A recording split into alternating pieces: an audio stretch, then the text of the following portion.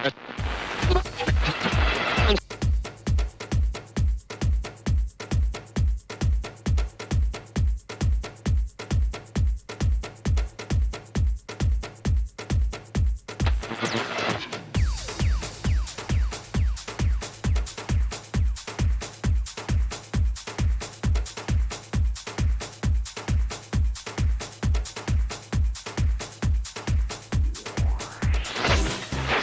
with that one, we are so happy to be with you this morning. It is Friday, February the 1st, 2013. I am Darren Howard. And I am Robert Nisbet. Welcome to a show about innovation, and this is an incredible show today. You mean the fact that people are waking up all over the world? And they're also getting up and talking about it. I am stoked. Activism is winning, and we're part of the support structure for that activism. Yes. So for the next 15 minutes, we're going to bring you... We're going to be talking about a gas and air hybrid car, which is awesome. We're also going to be talking about a South African garbage dump, turning it into energy. The fact that we're using plastic soda bottles as light bulbs. And we're going to be talking about 72% photovoltaic efficiency. It's one of those really cool things. And so stay tuned for an awesome show, because we're going to bring you outside of the box thinking. Because, you know, someone was asking me, why do I do what I do? Let me tell you why I do it. I have a dream. I still have a dream. One day, this nation will rise up, live out the true meaning of its creed. So we'd like you to stay tuned on what we're coming up with, because we are Radio Free Canada, and it is our privilege to bring you the information. Thanks for tuning in. What do we got? We got a clip. You know what? We have this awesome clip for you. And while our machine slowly lights itself on fire, let's run this clip and put the fire out. We'll be right back. I have a dream.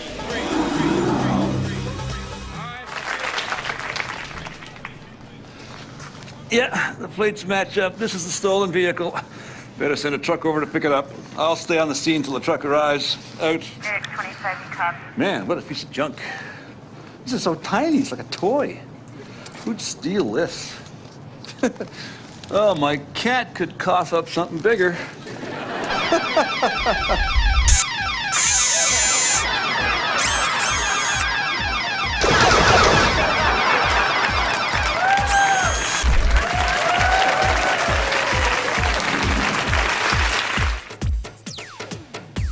You know, I'm really starting to enjoy this Canadian point of view here. The smart car standing up for itself.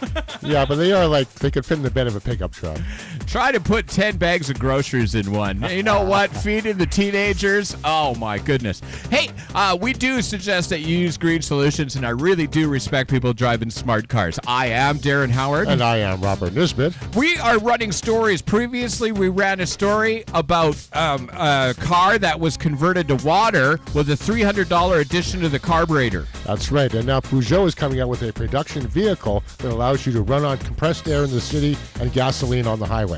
This is awesome innovation time, and we are so glad that you joined us here at Radio Free Canada. Please strap yourself in for 15 minutes of out-of-the-box thinking while we plan for solutions to save the world. Okay, let's run it. This is Radio Free Canada. You breathe it every day, and now your car could use it too. French car company Peugeot Citroën has developed an environmentally friendly system for vehicles that runs on air. The Huffington Post reports the advances under the body will be a first. A hydraulic pump will force compressed air against fluid that activates the wheels. The hybrid air would enable a motorist to drive up to 50 minutes in city conditions without using any gas. Peugeot Citroën calls it an innovative full hybrid gasoline solution, an important step towards the 21 by 100 kilometer car by 2020.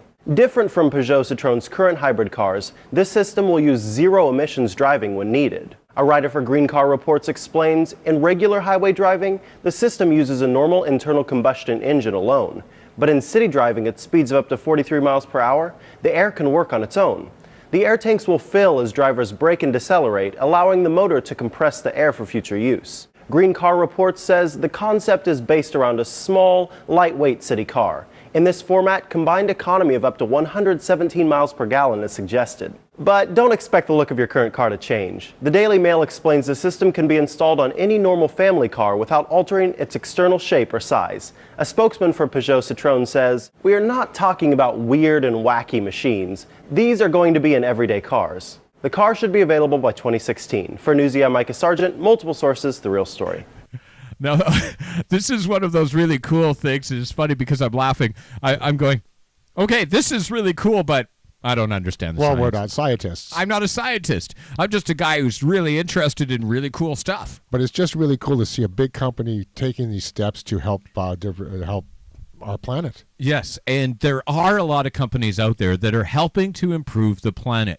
And we're starting to promote and invigorate those ones. We've got locals supporting locals down south in Penticton right now. They're connecting farmers to commerce. Yeah. Okay, and then we've got open source technology on the web. If you've got a really want to look at stuff, open source technology, amazing. There really is a revolution of consciousness occurring. And we're part of it. Unfortunately, if you turn on the news, they don't talk with optimism. They don't talk with hope. Well, don't you know it's a Super Bowl this weekend?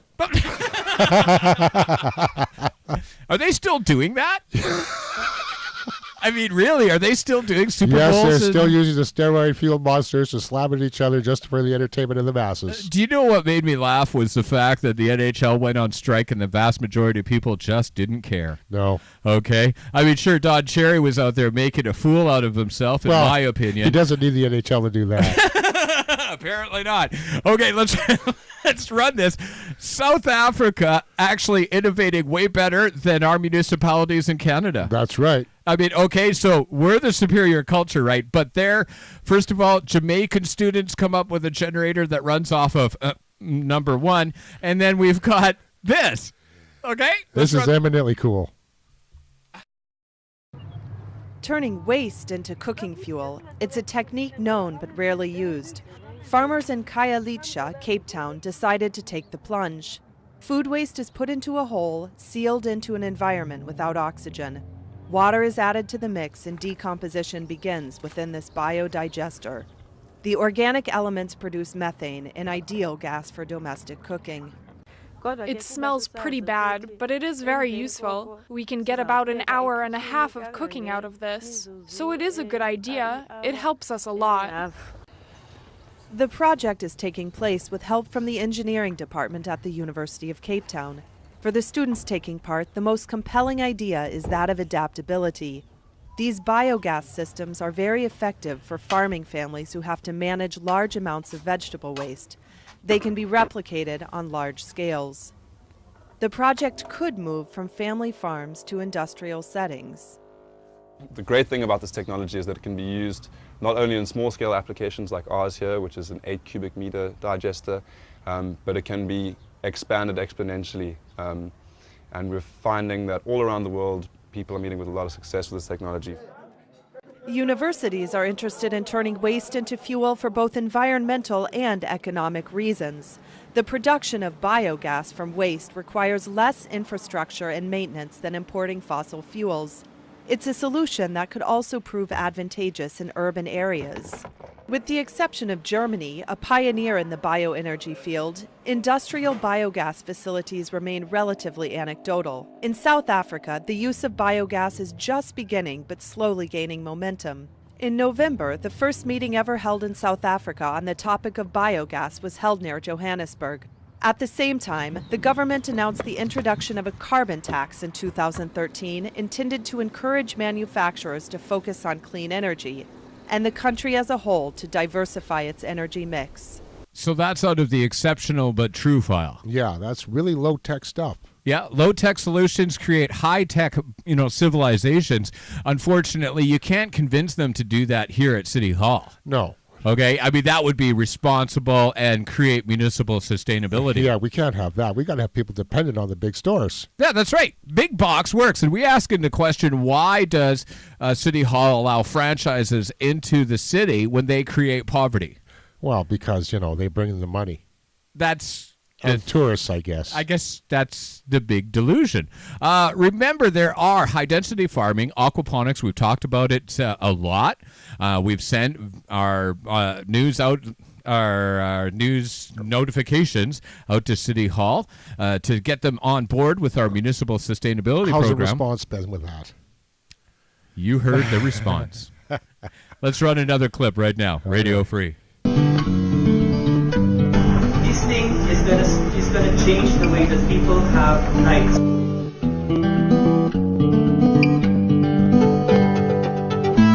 Solar bulbs is a cheap way of allowing light to go through your roof. By putting this on the roof, it goes through the bottle. The water serves as a thick lens, and it enters. And once water hits water, it refracts. So it goes 360 degrees. So it lights up a whole 35 square meter room in a very big way. That's 55 watts of free electricity. So what you save during the day, you can use for books, for school, transforming society as we know it.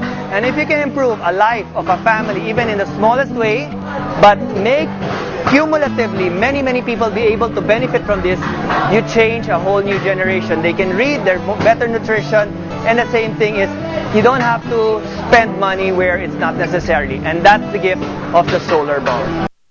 So we see low-tech solutions all over the world being applied and to solve problems. Here in town, though, they won't do anything to help the homeless. No, they won't. They'll take away their shopping carts. Right? Okay. They'll close down the addiction center. Yeah. Let's run this while we got a chance, yes? Okay, this is really high-tech stuff, but it's very cool. In order for solar power to economically compete with fossil fuels and become a much more widespread alternative, the mechanisms that capture the energy must be more affordable and much more efficient. The Zenus solar solution is based on a new paradigm of combined heat and power, together with state-of-the-art triple-junction concentrated photovoltaic that achieve a world record of 72% overall solar efficiency. The Zenus Solar Z20 product features two 11-square-meter semi-parabolic optical dishes, both mounted on a solar tracker, precisely following the sun from dawn until dusk. Z20 generates 4.5 kilowatt peak electrical power and an additional 11 kilowatt peak thermal power in a very small footprint. Imagine a field of 220 Z20 systems generating 1 megawatt peak electric power and 2 megawatt peak of thermal power. Located in the southern US, Europe, China, India, or Australia, it would generate an annual 2,000 megawatt hours of electrical energy and 4,000 megawatt hours of thermal energy. Zenus Solar, combined heat and power systems with 72% efficiency, can truly transform our future through clean energy production, creating zero-emission environments without the needs for governmental subsidies. This field with Zenus Solar combined heat and power can replace 1,900 tons of fossil fuel per year and prevent pollution of 3,700 tons of CO2 emission per year. This innovative technology of Zenus Solar is already in use in a community in Israel for more than 1 year, tested and approved to be the most efficient clean solar energy today. It can integrate into the structure of zero-emission cities. At 72% solar efficiency, Zenus Solar leads the advance in solar energy production, and Zenus Solar is ready to meet the future challenges, providing clean energy for the next millennia. It's great working around here today, and I am so stoked for the innovations. Thank you, Robert Nisbet. Oh, you're welcome. You know, you did a great job again, and I do appreciate it. Please stay tuned. We got more clips coming up. Yes, we do. Okay, Radio Free Canada. We'll be right back. Canada used to have what is called a social safety net. That net used to consist of welfare and UI checks, and it ensured that people would not have to steal to live. But now there are no effective social safety nets left, except for the richest of the rich. How does it work? Well, it's pretty simple. Major corporations are awarded subsidies, tax breaks, and eased regulations, and you are not. Not convinced? Just remember that you pay 65% of your wages in taxes, and Canadian banks, corporations, pay no taxes at all. But things are changing. From Egypt to Toronto, from Victoria to Halifax, people are winning battles by standing up for what is right. People like me and you. On January 28th, we are asking you to go to your city hall at 12 noon all across the country. Spread this video around and stand up against corporate welfare and get our safe streets back in an effective way.